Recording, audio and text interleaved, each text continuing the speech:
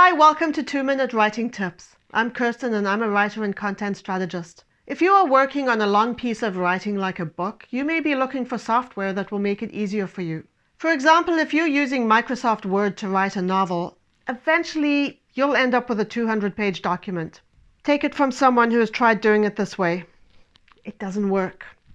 You need to be able to quickly locate a particular scene, adjust your plot outline, maybe add to a character sketch, and standard word processing software just doesn't lend itself to that. So there are tools that can help you do all of this. A couple of weeks ago, I talked about a free tool called YWriter. I will link that in the description and I'll also put it up here. YWriter is great, but if you're looking for something with more functionality, you may be considering Scrivener.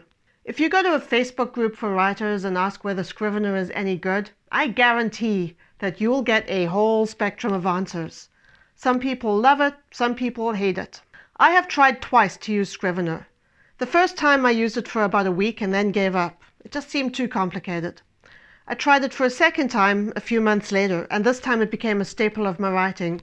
Now I cannot imagine trying to write a book without Scrivener. So what was different the second time? It's simple. I followed the tutorial that was provided, and that demystified everything really quickly. Once I knew how to use the features, I was off and running. And that's really my advice. Download the free trial and use it to follow the tutorial. It's definitely time well spent. That will tell you if it's the right tool for you.